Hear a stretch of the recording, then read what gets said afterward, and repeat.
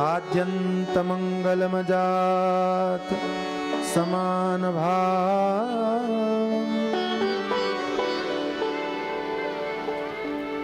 आर्यं तमीशमजरामरमात्मदेवम् पञ्चाननं प्रबलपञ्चविनोदशीलम् संभावये मनसि शङ्करमम्बिकेशम्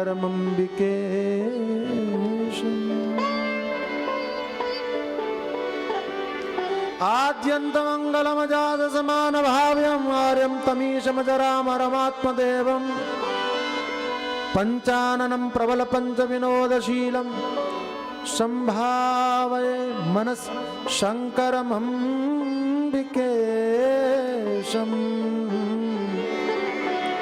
शङ्करमम्बिकेशम् शङ्करमम्बिकेशम्। ये शिवपुराण का मंगलाचरण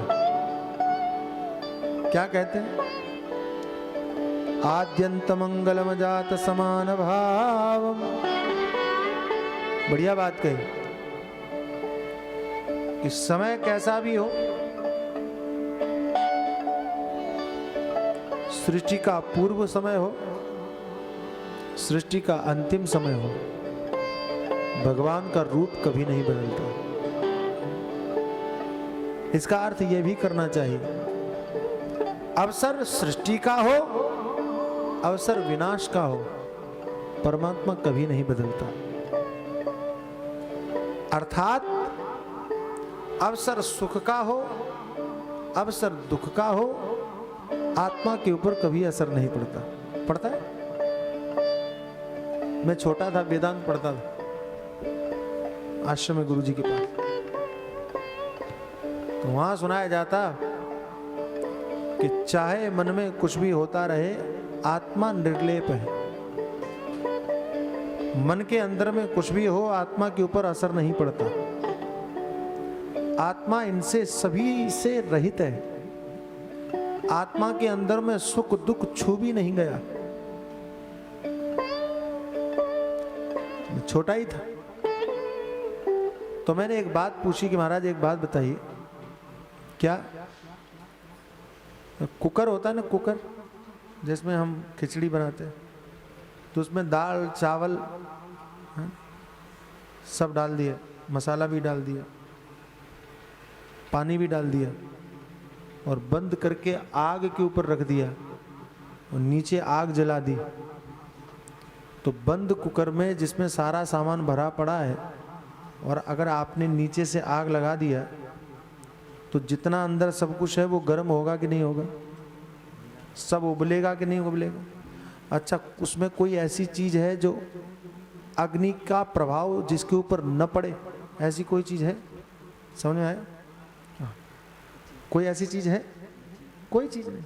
पंडित जी बता रहे हैं एक चीज ऐसी है जिसके ऊपर अग्नि का प्रभाव नहीं पड़ता। कुकर में सबके ऊपर प्रभाव पड़ेगा, यहाँ तक कि वायु के ऊपर भी प्रभाव पड़ेगा। वायु भी गर्म हो जाता, हवा भी उसमें जो है गर्म निकलेगी, लेकिन उसमें जो पोलापन है, खाली जगह, जिसको हम आकाश अवकाश कहते हैं, अग्नि कितनी भी चले उसके ऊपर कोई प्रभाव नहीं पड़ता। समझ में आया? तो जैसे कुकर के अंदर में बंद रहने पर सारी चीजें उबल रही हैं लेकिन आकाश निर्लेप है, ऐसे ही हृदय के अंदर में सारी अवस्थाएं गुजर रही हैं लेकिन आत्मा निर्लेप है, उसके ऊपर किसी चीज का असर नहीं पड़ता।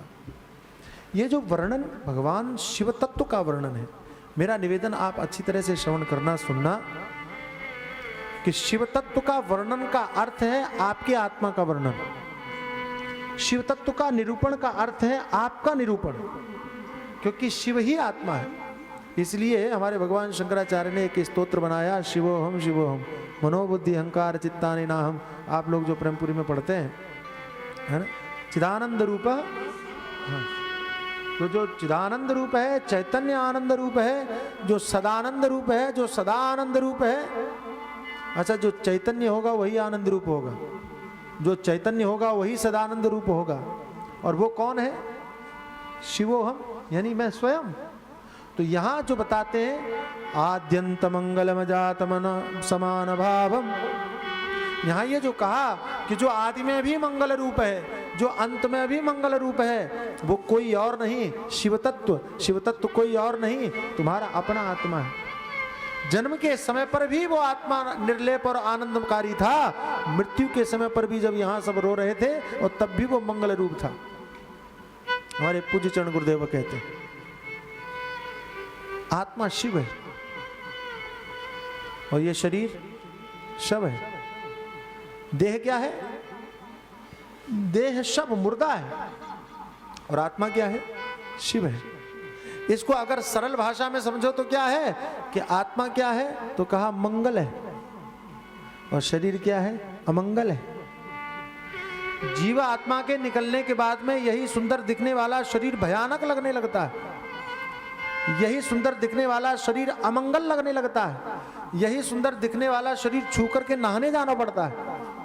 और मैं कई बार समझता हूं कि जिससे आप बहुत प्रीति करते हैं, जिससे आप बहुत प्रेम करते हैं, उसकी मृत्यु हो जाए, जिसके साथ आप रोज एक ही कक्ष में रहते थे, मृत्यु होने के बाद में उस मुर्दे के साथ में आपको 1 घंटा गुजारना कठिन पड़ जाएगा। रह सकते हैं? उतनी प्रीति के साथ रह सकते हैं? नहीं। क्यों? क्योंकि यही देह अमंगल हो जाता है, अकल्याण का डर लगने लगता है। मैं पुष्कर में था, राजस्थान में था, एक आश्रम में था, वहाँ एक महात्मा का शरीर पूरा हो गया और महाराज उस कमरे में जाने के लिए कोई तैयार नहीं, बच्चे सब डर गए, विद्यार्थी रहते थे, भयभीत तो हो गए। मैंने कहा डरने की क्या? तो बोले नहीं नहीं डर लगता है। और उसी महात्मा के पास सब बैठते थे, प्रेम से बातें करते थे, तब कोई भय नहीं था। लेकिन जैसे ही मृत्यु हो गई तो रात निकालना भारी पड़ गया। क्यों? ये अमंगल हो जाता है। लेकिन भगवान वेदव्यास जी महाराज आरंभ करते हुए कहते हैं शिव पुराण का, अच्छा शिव पुराण है, शिव पुराण यानी कल्याणकारी पुराण है। शिव पुराण का अर्थ है मंगलमय पुराण है। यहां अमंगल की चर्चा ही नहीं है। भगवान शंकर अद्भुत हैं, शिव जैसा देवता नहीं। क्यों? नाम क्या है? शिव। वेश अमंगल किया है प्रभु जी, पर तुम मंगलकारी हो। वेश अमंगल, वेश कैसा है? भूतों के साथ रहते हैं, प्रेतों के साथ रहते। चिता भस्माले पो गरलमशनम, है ना? चिता भस्म धारण करने वाले, ऐसा वेश है। गरलमशनम, संसार के सारे देवताओं ने अमृत पान किया, हमारे भगवान ने जहर पिया, शिव जी ने जहर पिया, सारे उल्टी काम है। और ऐसा उल्टा रूप तो देखने को नहीं मिलेगा। नाम है शिव और वेश अमंगलकारी। वेश अमंगल किया है प्रभु जी, पर तुम मंगलकारी हो। नाम क्या है? शिव जी का नाम क्या है? दूसरा शंकर बोलते हैं ना, शंकर। और शंकर का अर्थ क्या है? शंकरोतीति शंकर। शम जो सदैव शांति, जो सदैव कल्याण, जो सदैव आनंद देते हैं, जो सदा भला करते हैं, सदैव भला करते हैं, वो कौन है? भगवान शंकर। शंकरोतीति शंकर, पर तुम मंगलकारी हो। नाम है शिव, शरीर है अमंगलकारी। ऐसी दुविधा देखने में नहीं आती। लोग कहते हैं तो बड़ा अद्भुत रूप है, संसार में ऐसा देखने को मिलता नहीं है कि नाम कल्याणकारी, शरीर अमंगलकारी। मैंने कहा थोड़ा सा सुधार करो। लोग कहते हैं देखने को नहीं मिलता, लेकिन भाई ऐसा ही देखने में आता है, संसार में सर्वत्र ऐसा ही दिखाई पड़ता है। तो कहा कैसे? हमने कहा कि आत्मा मंगल रूप है और शरीर अमंगल है, देखने में अमंगलकारी शरीर ही नजर आता है। सब अमंगलकारी शरीर के अंदर में आत्मा बैठा हुआ है। यही दिखाने के लिए भगवान शंकर ने अपना ऐसा वेश बनाया। वेश बनाया अमंगल, लेकिन है कैसे? मंगलकारी। क्या बताने के लिए, क्या दिखाने के लिए? कहा संसार में जितने भी शरीर आपको दिखाई पड़ रहे हैं ये सब अमंगलकारी हैं, लेकिन इनके अंदर में जो बैठा हुआ है वो सदा मंगलकारी है, सदा कल्याण करने वाला है। कल्याण करने वाला नहीं, सदा कल्याणमय है, कल्याण रूप है, कल्याण स्वरूप है। आद्यंत मंगलम जात समान भावम आर्यम तमीशम अजरामरमात्म देवम। और कैसा है? ईशम अजरा अजरामर, जो कभी बूढ़ा नहीं होता, जो कभी मिटता नहीं, जो कभी समाप्त नहीं होता, कभी मृत्यु नहीं होती। अच्छा, आत्मा कभी बूढ़ा होता है? कभी नहीं। देहिनोऽस्मिन् यथा देहे कौमारम यौवनम जरा तथा देहांतर प्राप्तिर धीरस्तत्र न मुह्यति। देह के रूप बदल जाए लेकिन आत्मा कभी नहीं बदलता। ये शिव तत्व का वर्णन आदि में शिव पुराण के मंगलाचरण में भगवान वेदव्यास जी महाराज करते हैं। अब कहते हैं पंचाननम, भगवान शंकर पंचानन। अब ये बड़ी विचित्र बात है, कहा कि अगर ये आत्मा का वर्णन है तो पंचानन कैसे हो गए? हमने कहा देखो भाई, ये जितने भी यहाँ आपके शरीर हैं सब पंचानन है। पंच ज्ञानेंद्रियां जो हैं, 5 ज्ञानेंद्रियों के द्वारा आप संसार के विषयों का ग्रहण करते हैं, खाते हैं नहीं? आहार, अच्छा जिह्वा का आहार क्या है? भोजन पदार्थ। रसगुल्ला खाते हैं आप जिह्वा से, है ना? अब लेके मत आ जाना कल, ठीक है? रसगुल्ला जिह्वा से क्या खाते हैं? और आंख, आंख से रूप, कान से शब्द, त्वचा से स्पर्श, नाक से घ्राण और घ्राण से गंध। तो ये 5 इंद्रियां 5 विषयों को ग्रहण खा रही हैं, ठीक है? तो शिव जी का रूप कैसा है? पंचाननम। ये आपकी आत्मा का वर्णन है। पंचाननम प्रबल पंच विनोदशीलम।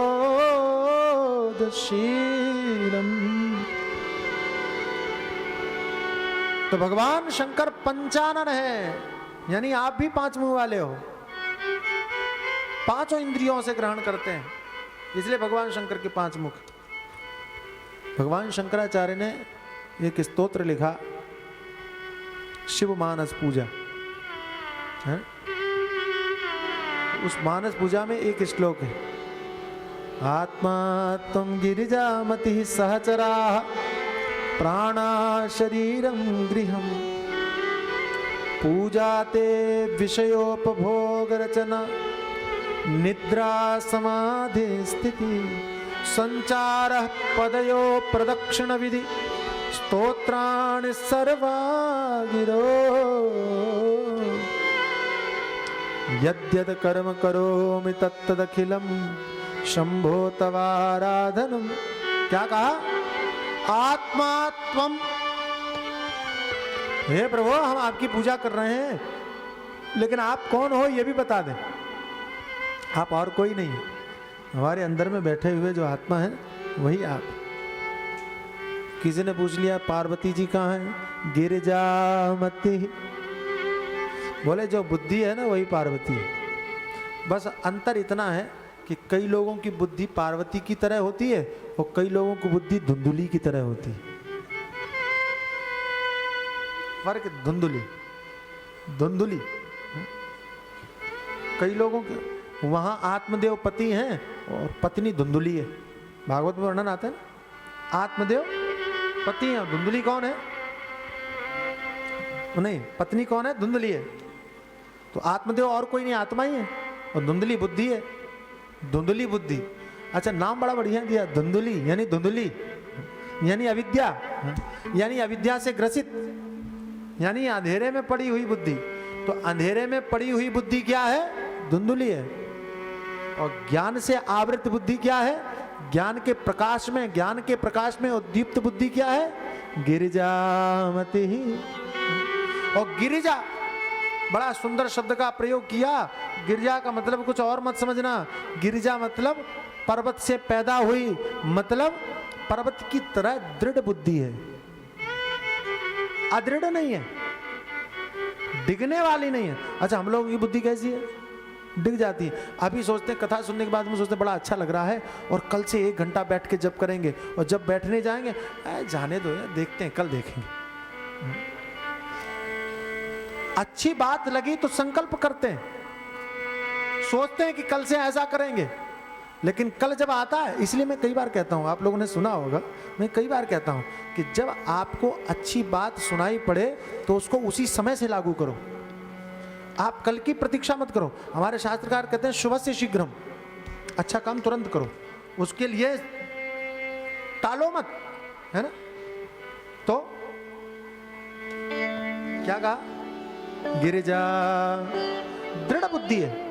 और कैसी दृढ़ बुद्धि है? तो कहा भगवान शंकर से जुड़ी हुई। अब आप समझना कि अगर आपकी बुद्धि आत्मचिंतन करती है, निष्ठा पूर्वक आत्मचिंतन करती है, दृढ़ता पूर्वक आत्मचिंतन करती है, तो आपकी बुद्धि गिरजा के समान है, और आपकी बुद्धि अगर संसार का चिंतन करती है तो धुंधुली के समान है, दृढ़ नहीं है। ये फर्क है, ये अंतर है, ये विचार करना। चंचुला की तरह, चंचुला कह लो चाहे धुंधुली कह लो। अच्छा, भागवत का धुंधुली प्रकरण और शिव पुराण का चंचुला प्रकरण लगभग एक जैसा ही है, एक ही कहानी है। यहां ये भी पथभ्रष्ट हो गए। और मैं हमेशा कहता हूं, आपने जरूर देखा होगा, चित्र देखा होगा कि भगवान शंकर के पास में पार्वती जी हैं, है ना, और पार्वती जी की गोद में गणेश जी बैठे हैं। सुंदर है। अर्थ क्या है? गणेश कौन है? मन। हमारा जो मन है वही गणेश। क्यों? आपने कभी विचार किया है कि गणेश जी का पेट बड़ा है, लंबोदराय विकटाय, है ना, लंबोदराय श्रुत यज्ञ विभूषिताय, बड़ा पेट। और आपके मन का पेट कितना बड़ा है? अच्छा, गणेश जी का शायद भर भी जाए, लेकिन मन के भरने की कोई गुंजाइश नहीं, बहुत बड़ा पेट। गणेश जी मन है, तो मन कहां बैठा है? गणेश जी कहां बैठे? पार्वती की गोद में। वाह! तो आपका मन अगर बुद्धि की गोद में बैठा है तो आप बढ़िया हैं, आपने ये मंदिर बना लिया, समझो ये मंदिर आपका बन गया, निर्माण हो गया। अगर आपका मन बुद्धि की गोद में बैठा है, इसलिए हमारे महात्मा कहते हैं जीवन में कभी मनमानी मत करना, अगर करने की जरूरत पड़े तो बुद्धिमानी करना। यानी बुद्धि के द्वारा बताए हुए रास्ते पर अगर आपका मन चल रहा है तो आप समझो आपने शरीर को मंदिर बना लिया। और अगर मन अपने मन से चल रहा है तो फिर वो मन नहीं है, फिर कुछ और बना है, वो मंदिर नहीं है, फिर कुछ और है। अच्छा, मंदिर में जाओ तो सब क्रम से होते हैं, सब लाइन से होते हैं, थोड़ा सब देवता पूजा सबका क्रम है। लेकिन संसार में पशुओं को देखो, जिसको जहां जहां मन आए वहां वैसा व्यवहार करते हैं। तो आत्मा आप हैं, पार्वती बुद्धि है, और आपके पुत्र आदि जो गण आदि है वो कौन है? बोले प्राण, पंच प्राण। मंदिर कहाँ है? बोले ये शरीर। पूजा, पूजा ते विषयोपभोग रचना, हम खाते हैं, पीते हैं, देखते हैं, सुनते हैं, ये क्या? बोले ये आपकी पूजा ही हो रही है। क्या बात! संसार के संपूर्ण कर्मों को पूजा बना लो, इससे बढ़िया तो कुछ हो ही नहीं सकता। किसी ने कहा ध्यान क्या करते हो? निद्रा समाधि स्थिति। तो कहा जो हम सोते हैं ना रोज, वो ध्यान ही तो करते हैं, आपकी समाधि तो है। हमारा ज्ञान कितना विलक्षण है कि आपकी नींद को समाधि बनाता है। हमारा वेदांत अध्यात्म कितना सुंदर है, हमारा अध्यात्म कितना विलक्षण है। अच्छा, सोना जरूरी है कि नहीं? बोलो। लेकिन इतना भी जरूरी नहीं कि कथा में सो जाओ। सोना जरूरी है, बहुत जरूरी है, लेकिन सोने को, उस जरूरी सोने को अगर आप ध्यान बना लो, समाधि बना लो तो बड़ा अच्छा है। तो सोना आपका ध्यान और समाधि कब बन सकता है? जब निद्रा से पूर्व आप भगवान का चिंतन करके सोए। इसलिए महात्मा लोग हमेशा कहते हैं कि सोने से पहले भगवान का स्मरण अवश्य करना चाहिए, निद्रा से पूर्व अवश्य भगवान का स्मरण करना चाहिए और जागने के तुरंत बाद भगवान का स्मरण करना चाहिए।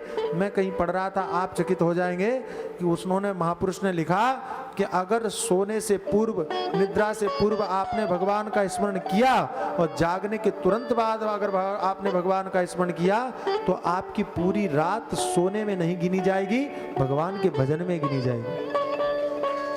सोना जरूरी है, लेकिन अभी हम ऐसे सोते हैं तो लगता है कि पूरा 8 घंटे 6 घंटे बर्बाद गए। और अगर आप भगवान का चिंतन करके सोएं, भगवान का चिंतन करके उठें तो आपकी निद्रा भी भजन में मानी जाएगी। कितना बड़ा सरल साधन, लेकिन हमसे ये भी नहीं होता है। ये दुर्भाग्य हमारा, ऐसा समझना चाहिए। तो यहां जो वर्णन भगवान शिव का किया वो और कोई नहीं, आत्मा का। पंचाननं प्रबल पंच विनोदशीलम संभावये मनस शंकर मम्बिकेशं। बोले हम उन भगवान शंकर का ध्यान करते हैं। कौन? अंबिकेशम, भगवती के जो पति हैं भगवान शंकर, उनको हम प्रणाम करते हैं, नमस्कार करते हैं, उनका हम ध्यान करते हैं। वे सदैव हमारे जीवन में मुक्ति के प्राप्ति में जो बाधक हैं उन सभी बाधकों को समाप्त करें।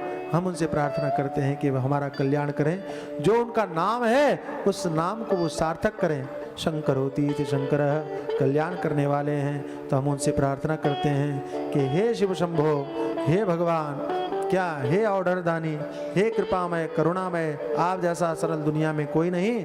हम आपसे प्रार्थना करते हैं कि आप हमारा कल्याण कीजिए।